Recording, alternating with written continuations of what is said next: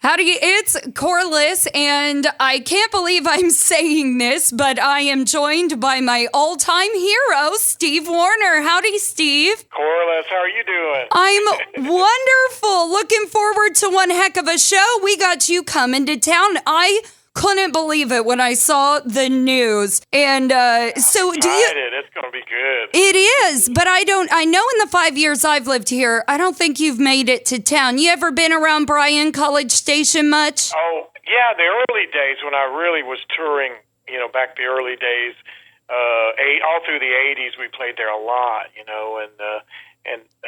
so yeah, I'm really familiar with Bryan College Station. We played there a lot back in the day, and gosh, coming back, I love it. That's going to be fun. And for the Bryan ISD Education Foundation, their first ever hometown reunion show they're here, so that's going to be great. Well, I think this benefit, of course, is something that we'd love to continue, but there's nobody better to have than you. I'm sure a lot of the people that watched you in the 80s have missed you, and I'm kind of excited for you to see this tiny little big city we've built around. It's changed a little bit.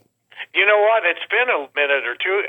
I know I played when Garth Brooks' tour. I was on that tour, and his last shows were at Bryan College Station. I was there then for sure.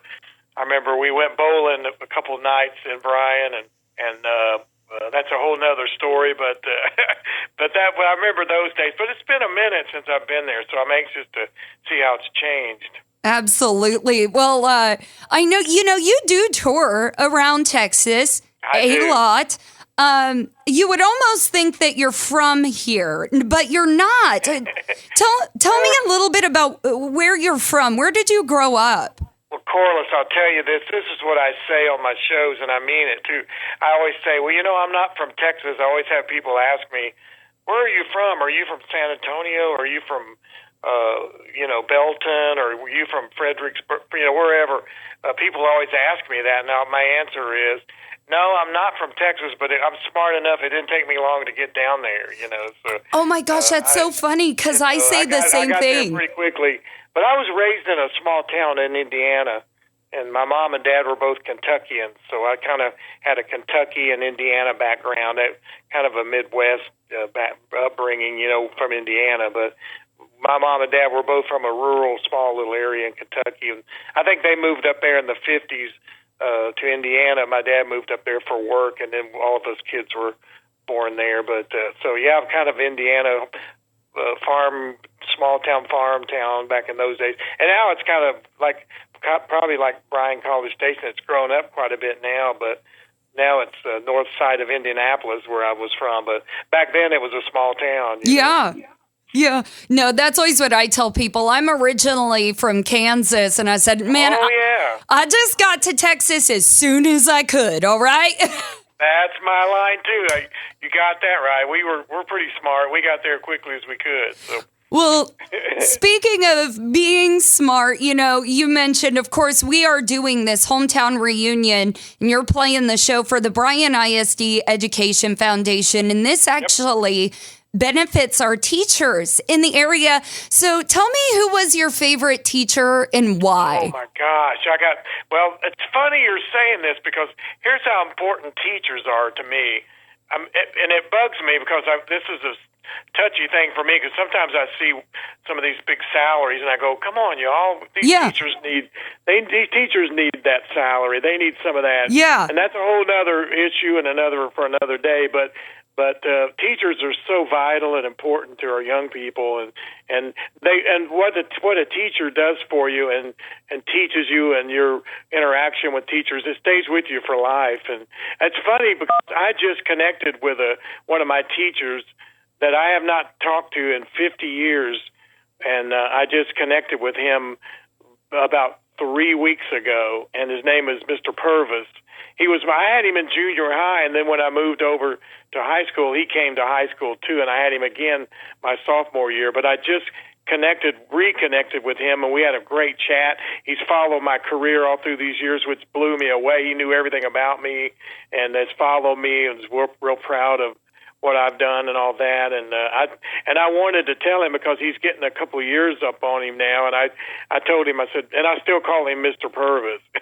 And I said, Mr. Purvis, you don't even know what you did for me. You taught me he was English and literature, and I told him, and I mean it, I said, you were the impetus for me writing songs. You were teaching us Tom Sawyer, and you were teaching us Edgar Allan Poe poems, and reading all the books that we read. And it was so important because it was a lot of lessons that I turned around and learned and used in my songwriting, through the years.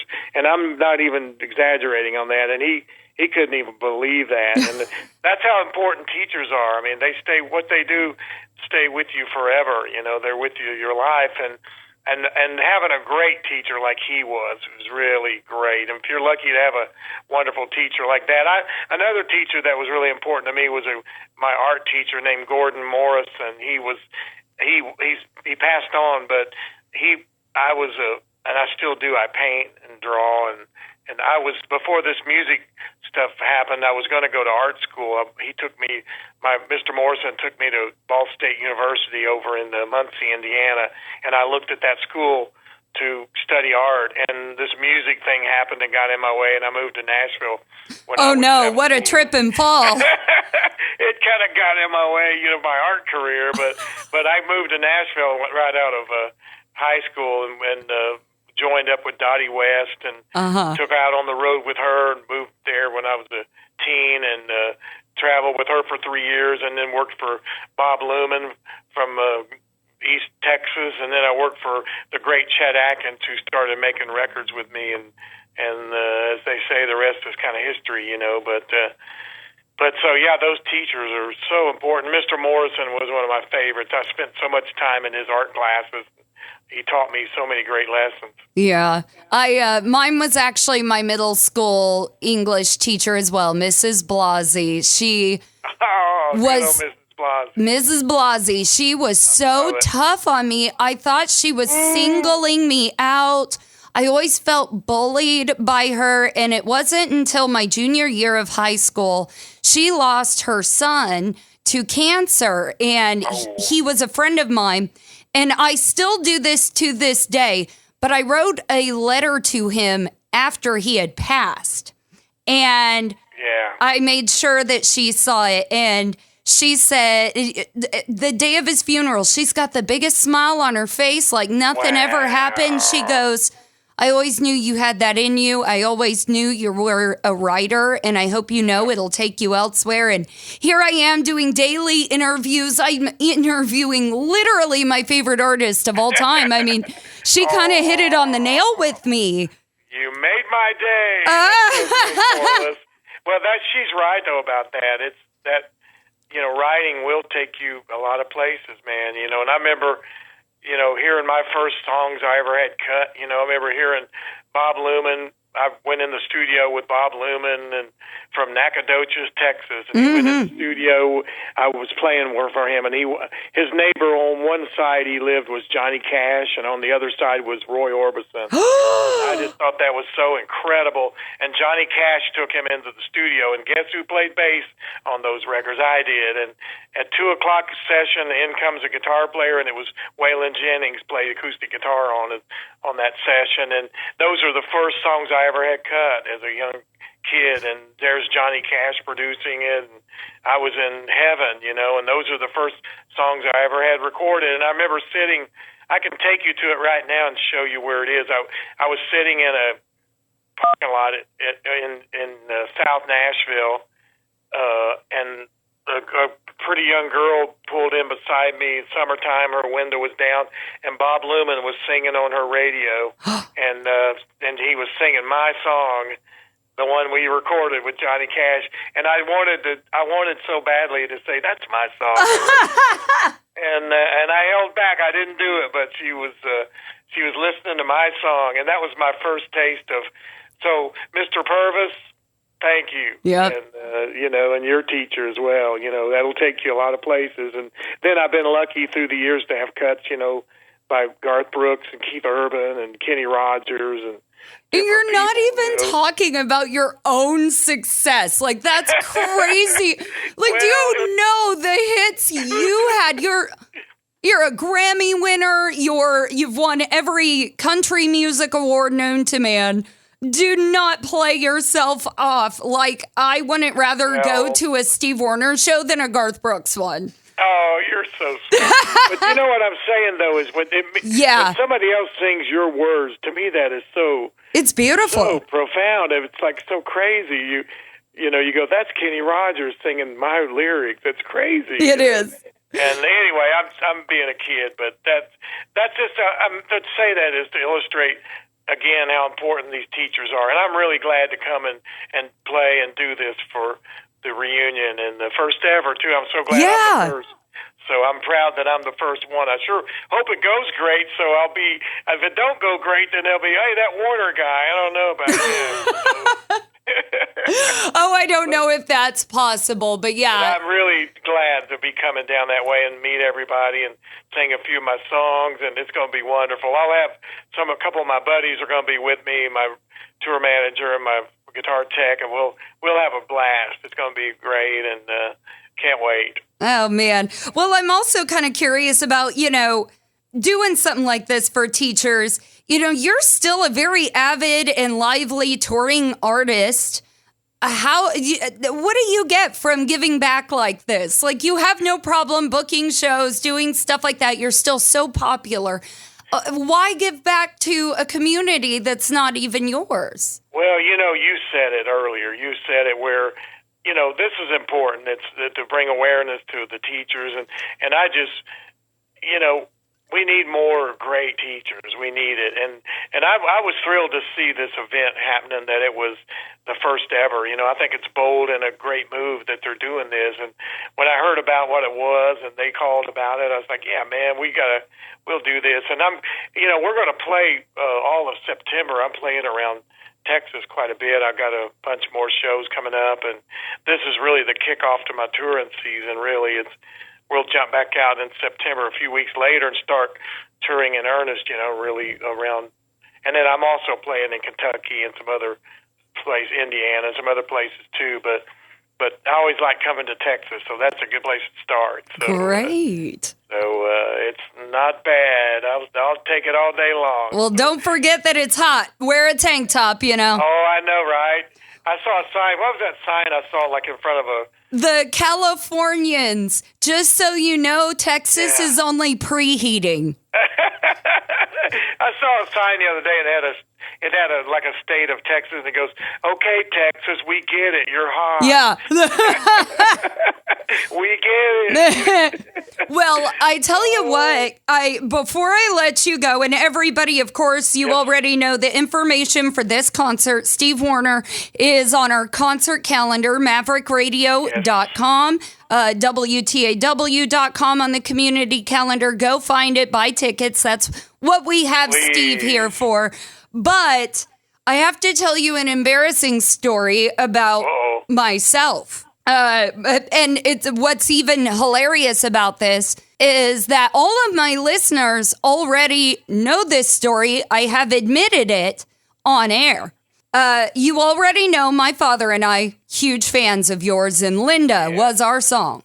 Yeah. Well, my parents traveled all through the 90s to every casino in and around Kansas to see you. They met you several times. I have all these pictures of you with my mom.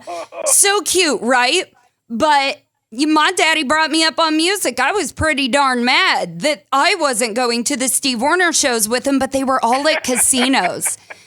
So you weren't old enough to get in. I wasn't old enough to get in. I'm telling you, I was born in the wrong time. But when I was 21, you were playing at a casino in Oklahoma. So this would have been 2011. And my mom and dad finally said, pack a bag. We're taking you to Oklahoma. We're going to see Steve Wariner. I'm like, this is it. This is the moment. You didn't play, Linda. What? And I was new to drinking, and I cried a lot.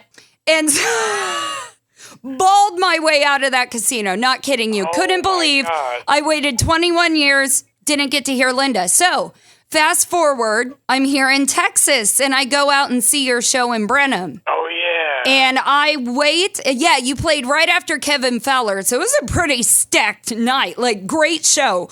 So my friends take me up to the front of the stage because there is no bigger Steve Wariner fan in that place other than me. And they take me up to the front of the stage and I watch the whole concert. Well, we get towards the end and I gotta pee, man. Like it's time to go. But I keep telling myself in my head, I'm like, if I go to pee, he's gonna do Linda. So you come out for your encore, and I hear this. That's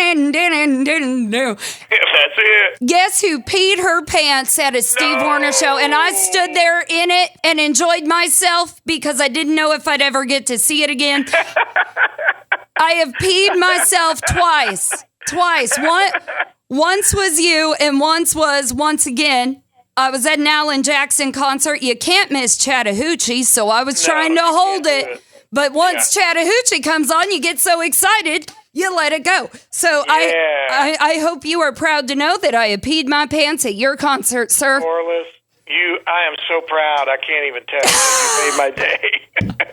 That's incredible. I've never heard that story. Any story even remotely like that one. That's a good one. Well, I can assure you, there is only one Corliss, and she is as crazy as they come. But oh my God, it is all with Linda, so you can bet on that. Oh well, I love you for that, and I love you for coming on here, chatting with me. My pleasure. I've really had fun. And thank you for loving our community enough to do this. I can't wait to get there, and I look forward to seeing you. Thank you.